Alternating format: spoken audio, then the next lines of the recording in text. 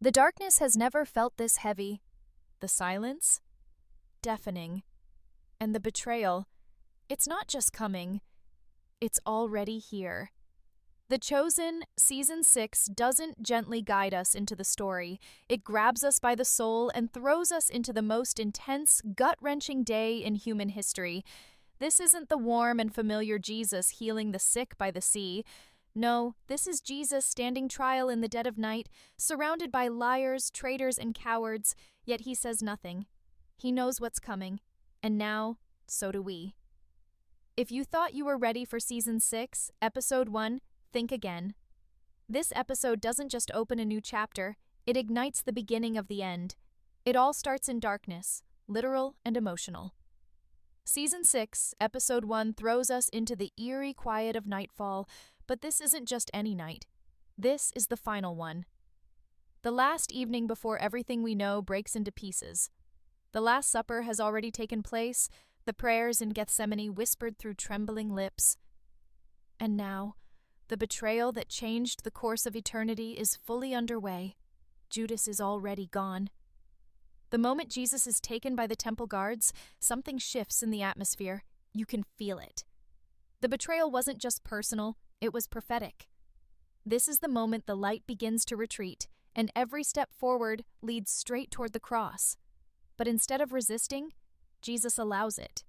Willingly, silently, as if he knows, because he knows, this has to happen, and not a single sword, not a single word will change what must come next.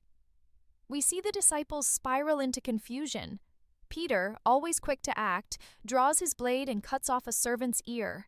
But Jesus, even now, chooses mercy. He heals the wound of the man arresting him. That's the kind of king we're dealing with here. One who chooses healing in the moment of betrayal. One who walks into captivity with no fight. And this is where the horror truly begins. From the olive groves of Gethsemane, Jesus is dragged to the first of many trials. Not in the daylight, not with fairness. No, he's taken under cover of darkness. Because even his accusers knew daylight would expose too much truth. So they hid their lies behind midnight shadows. First stop, Annas, the former high priest. And let's be clear, this man still holds power. You can sense it in the way he interrogates Jesus, not with a desire for justice, but with venom. He wants Jesus gone, erased, forgotten. But Jesus doesn't give him the satisfaction. He answers with strength disguised as silence, wisdom wrapped in calm. He says, in essence, I've said everything out in the open. Ask the ones who heard me. In other words, I have nothing to hide. But do you? And then it happens. That first slap. The strike that echoes far beyond that room. Not just skin against skin, but truth against hate. Imagine the Son of God, standing quietly, absorbing the violence, without lifting a hand. That moment sets the tone for the entire episode. Jesus is not here to defend himself. He's here to fulfill something much bigger. But Annas doesn't get what he wants. So Jesus is sent to Caiaphas, the sitting high priest, and what unfolds next is pure chaos. The Sanhedrin is gathered like wolves in the dark. They want blood. They don't care about truth. They throw accusation after accusation at Jesus, but the stories don't line up. One witness contradicts the next. The courtroom is a circus of lies, and still, Jesus remains calm. He doesn't panic, he doesn't yell, he waits. And when Caiaphas finally demands an answer, "Are you the Messiah?" Jesus delivers the one line that flips the room into madness. "You have said so, and you will see the Son of Man seated at the right hand of power, coming on the clouds of heaven." In that one sentence, Jesus claims not just to be the Messiah, but divine. And that's it. That's the line they've been waiting for. Caiaphas rips his robes in outrage and shouts, "Blasphemy!" But the irony is thick, because the only true statement in that entire room just came from the man they're trying to kill. But here's the twist. The Sanhedrin doesn't have the authority to carry out the sentence they just handed down. They can't crucify. That power belongs to Rome. So, they plot the next move. They drag Jesus, beaten and bound, to the doorstep of Pontius Pilate. And now the darkness starts to thicken. We're only in the first act of this final day, and already the weight is unbearable. Jesus has been betrayed, abandoned, slapped, and falsely accused, and still, not a single curse escapes his lips. No divine thunder comes crashing down. He remains silent, still, focused. Because he knows what we often forget. Silence in the face of injustice isn't weakness. It's surrender to a greater purpose. And that's just the beginning. So here we are. Jesus now stands before Pontius Pilate, the Roman governor. And let's be honest, Pilate isn't the villain people make him out to be. Not at first. He doesn't know what to do with Jesus. He's not Jewish. He's not emotionally tied to their religious drama. He's a politician, plain and simple. His job is to keep the peace. And this mess of religious leaders dragging a beaten man into his court before sunrise feels more like an inconvenient nuisance than a trial. He looks at Jesus, bloodied, bound, silent, and he asks, almost mockingly, "Are you the king of the Jews?" And Jesus, in the same calm that has defined every breath of this night, replies, "You say that I am." Pilate isn't convinced. Not at all. He questions Jesus, probes him, tries to find the threat everyone's yelling about, and finds nothing. In fact, Pilate begins to sense what we already know. Jesus is no political threat. He's not planning a violent rebellion. He's no revolutionary. So why do they want him dead? That question lingers in the air, unanswered. Then Pilate hears a detail that gives him a possible out. Jesus is a Galilean, and Galilee falls under the jurisdiction of Herod Antipas. Perfect. Let Herod deal with it. Pilate washes his hands of the situation, for now, and Jesus is carted off to Herod like a problem being passed along. Now Herod, he's not looking for justice. He's looking for a show. He's heard the rumors. This Jesus performs miracles, turns water into wine, raises the dead. Herod wants to see it for himself. He wants a magic trick, but Jesus gives him nothing. Total silence. And that silence? It's louder than any answer. Herod's excitement turns to mockery. He dresses Jesus in royal robes, not out of respect, but sarcasm. He laughs at the so-called king. He throws him back to Pilate like a joke with no punchline. But now Pilate's stuck. Jesus is back in his court. The crowd outside is growing. The chief priests are louder, angrier, more impatient. They're stirring the mob into a frenzy. And Pilate is running out of options. So he tries compromise. He suggests punishing Jesus, not killing him. Maybe a brutal flogging will be enough to appease the bloodthirst. Maybe they'll be satisfied seeing him suffer. So he gives the order. And what follows is pure horror. Roman flogging isn't a slap on the wrist. It's torture. Strips of leather laced with bone and metal tear through Jesus' back. Skin splits. Blood pours. It's a punishment designed to break a man before the crucifixion even begins. And Jesus takes it. Every lash, every scream, every ounce of cruelty, absorbed in silence. And still, it's not enough. The soldiers, drunk on violence, decide to mock him further. They twist a crown of thorns and shove it onto his head. Not gently, not symbolically. They force it in, thorns piercing skin, blood running down his face. They wrap him in that same robe Herod gave him and bow sarcastically, jeering, "Hail, King of the Jews!" And then they strike him, again and again.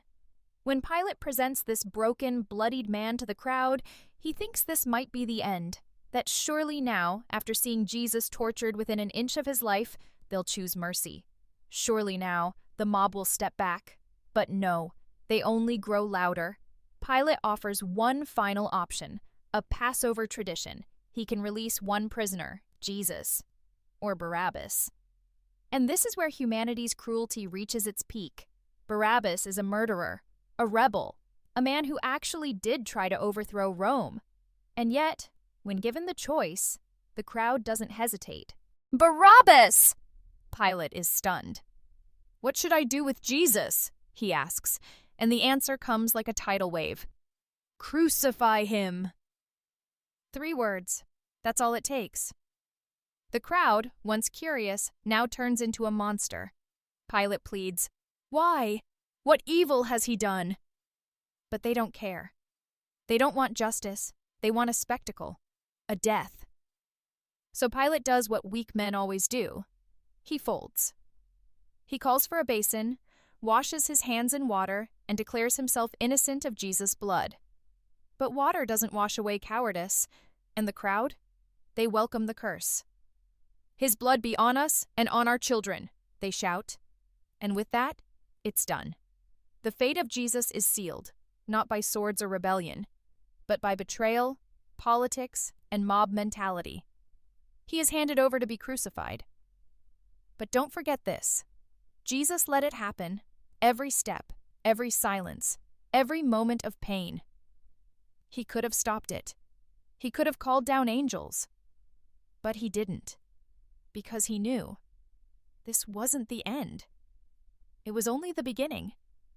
There's a moment right before the next horror begins where everything slows. Jesus, blood-soaked and broken, is surrounded by Roman guards. They shove him forward. He stumbles. His breathing is shallow.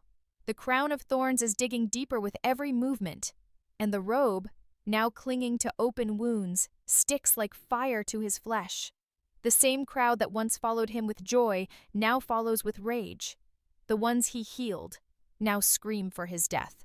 This is no quiet procession. It's a parade of humiliation. Jesus is forced to carry the cross, his own execution device, through the streets of Jerusalem. And the city, once a place of celebration, now echoes with insults. Children watch, mothers weep, but no one stops it. Each step forward feels heavier than the last. The wooden beams crush his back, already shredded from flogging. Blood drips onto the stones. His feet drag. He falls, hard. The soldiers curse, impatient. They have a schedule to keep. There's no sympathy here, no pause for breath, no allowance for pain. And so, they pull a man from the crowd, Simon of Cyrene, just a bystander, not a disciple, not a follower, just someone close enough to grab. They force him to carry the cross. Imagine the shock.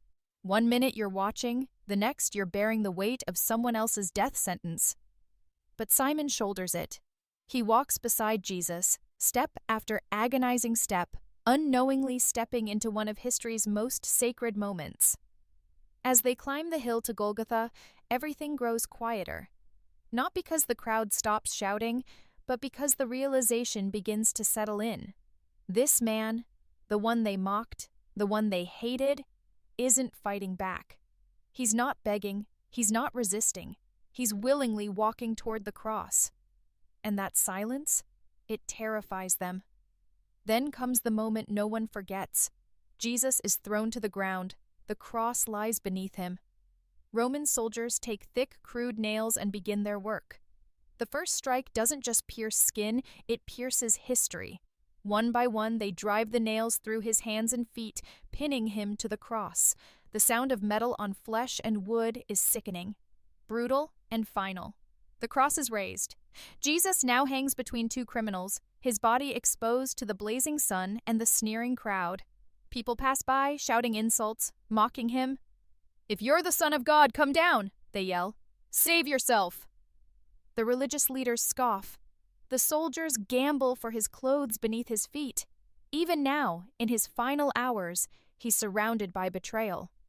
One of the criminals joins the mockery, but the other, broken, dying, looks at Jesus and says, "Remember me when you come into your kingdom."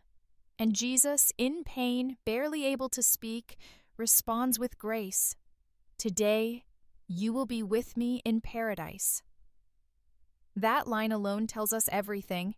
Even in agony, even on the edge of death, Jesus is still rescuing souls. Below the cross, a group gathers. Mary, his mother. John, the beloved disciple. Mary Magdalene. Others who dared to be present. They watch helplessly as the man they love suffers beyond comprehension. Jesus, despite everything, sees his mother and says to John, Behold your mother. He's not just dying, he's still taking care of those he loves. Then the sky begins to change. Darkness falls, unnaturally. From noon to 3, the sun disappears. The air grows cold.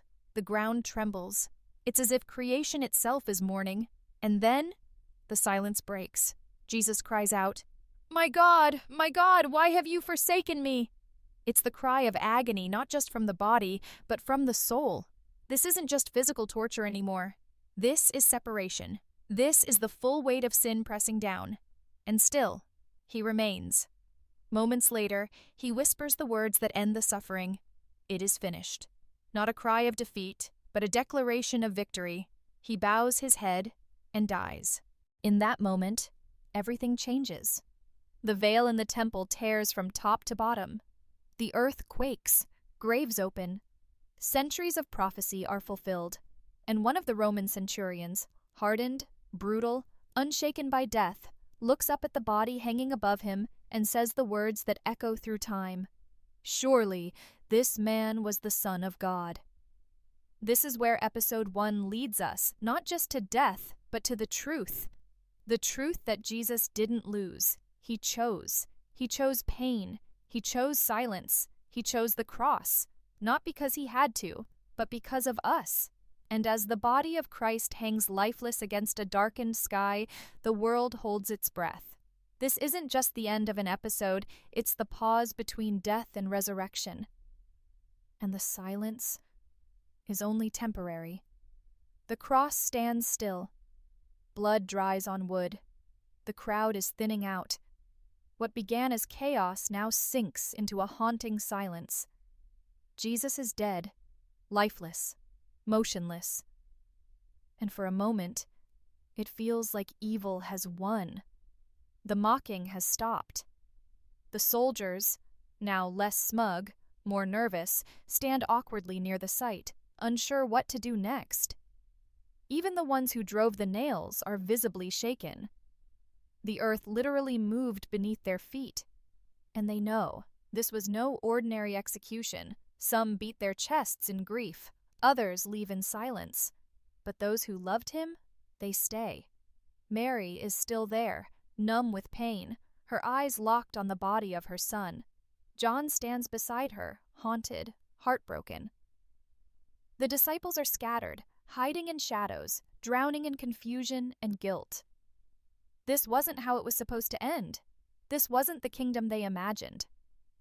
Joseph of Arimathea, a quiet follower of Jesus and a member of the very council that condemned him, steps forward. It's a bold move.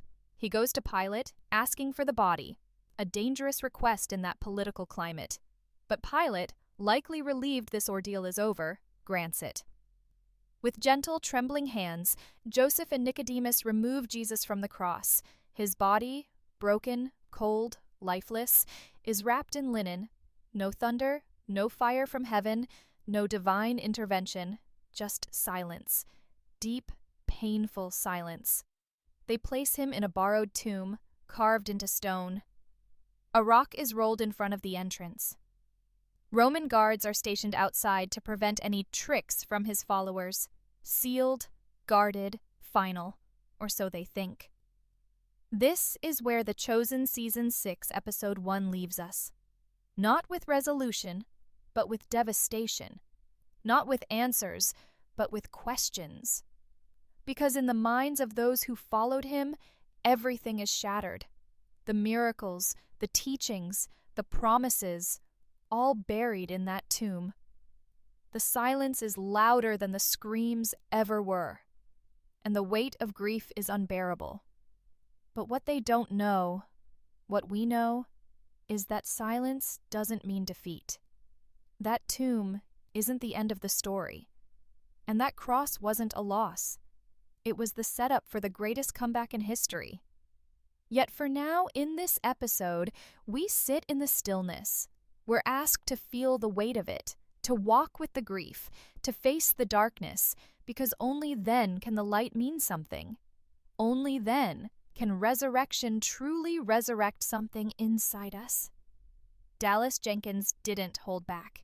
He chose to tell this story with reverence, with rawness, and with a brutal honesty that leaves no room for comfort. And rightly so, because what happened in that one day changed everything. It wasn't just the final day of Jesus' life, it was the final day of death's power.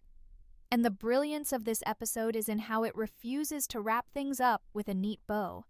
It leaves you there, in the darkness. It lets the silence breathe, because what's coming next doesn't need noise.